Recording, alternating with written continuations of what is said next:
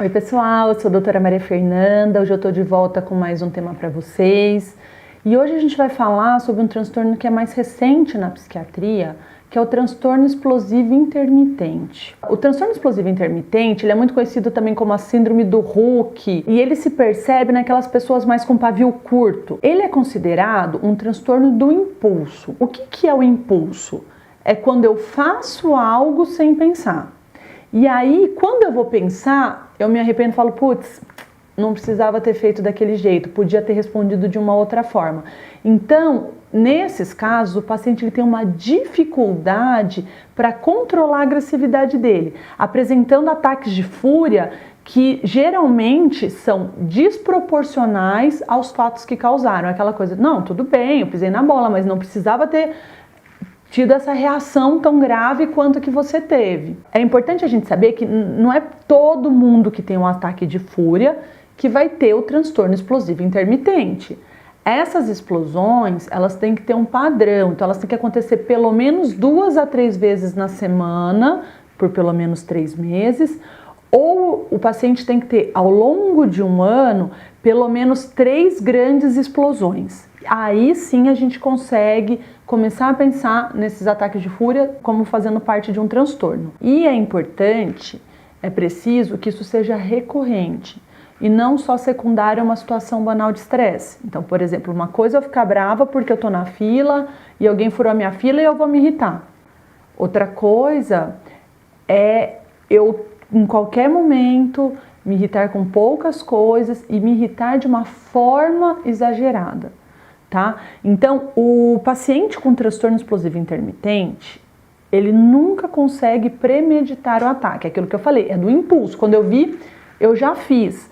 Então, aquelas pessoas que ficam planejando vinganças, que ficam pensando, não, eu vou falar, não, eu não vou. Eu vou brigar, eu vou chegar lá mais bravo e vou falar. Essas pessoas não preenchem o critério. Geralmente assim, puxa, quando eu vi, eu já tinha feito, eu já estava histérica, eu já estava brigando com todo mundo, eu já estava atacando alguém, eu já estava batendo, eu já tinha xingado, eu já tinha magoado. E aí só depois que aconteceu que eu fui conseguir parar para pensar na minha atitude, no jeito que eu agi. E aí, para a gente falar do transtorno explosivo intermitente, para a gente considerar o diagnóstico de transtorno explosivo intermitente, depois dessa explosão de raiva muito intensa que a pessoa teve, a sensação mais comum que vai acometer esses pacientes é a culpa.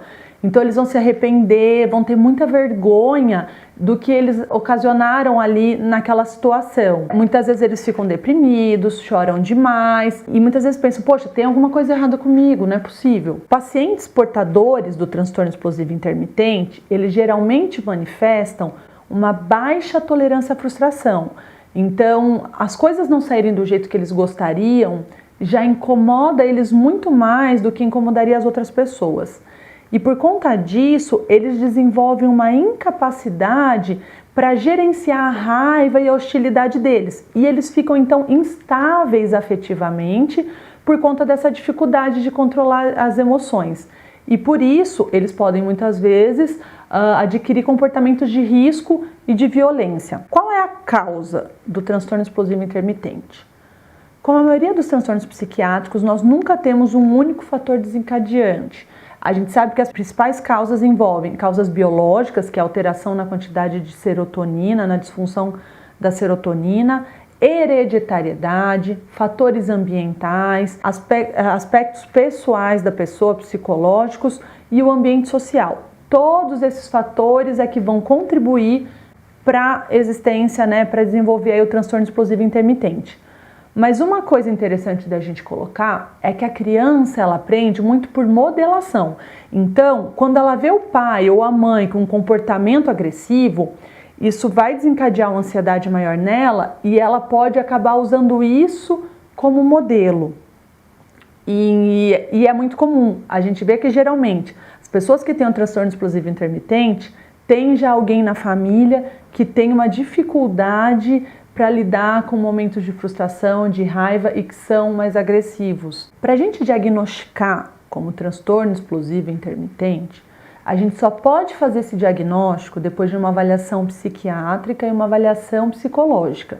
Então isso é muito importante, não dá para a gente sair diagnosticando todo mundo. E para a gente considerar, fazer esse diagnóstico, a gente fala o seguinte: primeiro, as explosões de raivas, elas são geralmente classificadas em 2 tipos: as leves ou as graves. As leves são ameaças, as pessoas que ficam ameaçando, xingam, fazem ofensas, gestos obscenos, discutem muitas vezes, são agressivos verbalmente. E elas têm que acontecer pelo menos 2 vezes por semana, por pelo menos 3 meses. Já as explosões mais graves, elas envolvem mais a agressividade. Então, eu destruo patrimônio, eu quebro uma cadeira, eu faço ataque físico, eu me envolvo em brigas com lesão corporal, e aí elas têm que acontecer pelo menos 3 episódios ao longo do ano. Junto com isso, as explosões, a agressividade, elas têm que ser desproporcionais em relação aos fatores que desencadearam ela. Ou seja, a pessoa teve uma resposta muito exagerada em relação ao episódio que aconteceu.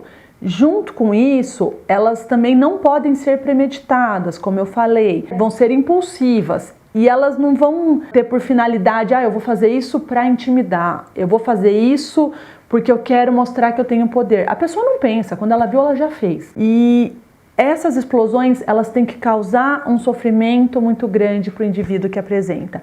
Ele depois fica muito mal, ele fica se culpando por ter apresentado aquele comportamento. Para fazer esse diagnóstico, a gente precisa de uma idade cronológica de pelo menos 6 anos. Os ataques agressivos, eles não podem ser ocasionados em decorrência do uso de substâncias. Então, olha, eu explodi ou eu fiquei muito alterado, mas foi porque eu tinha usado uma droga ou porque eu bebi naquele dia e aí eu tive um rompante de agressividade. Assim como eles também não podem acontecer se a pessoa tiver algum outro transtorno psiquiátrico por trás. Poxa, eu estava deprimido ou eu tenho um transtorno de personalidade. Então, para eu fechar o diagnóstico do transtorno explosivo intermitente, eu não posso ter essas outras doenças psiquiátricas por trás.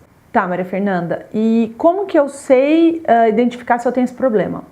É lógico que você só vai fechar o diagnóstico depois de uma avaliação psicológica e psiquiátrica.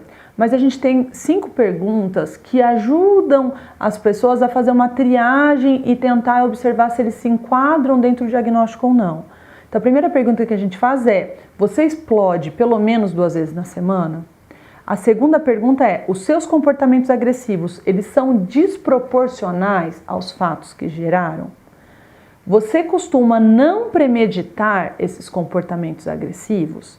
Depois que você tem os comportamentos agressivos, você costuma ter vergonha, culpa, arrependimento ou tristeza? Você costuma quebrar ou jogar objetos independente do valor que eles tenham?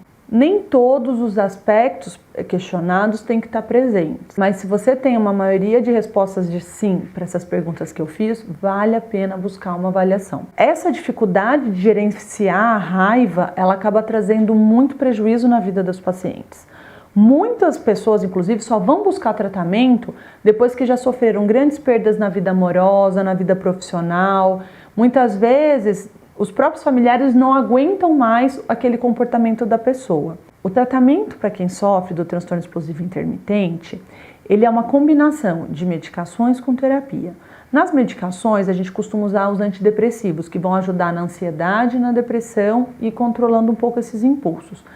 E já na terapia, a gente acaba usando mais a terapia cognitivo-comportamental.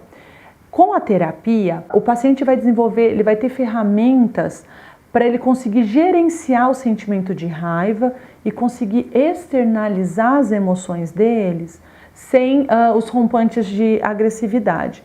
Por isso que o tratamento ideal é associar os dois, a medicação com a terapia. Bom, pessoal, eu espero que eu tenha ajudado. Se tiverem qualquer dúvida, eu estou à disposição e a gente volta na semana que vem com mais um tema.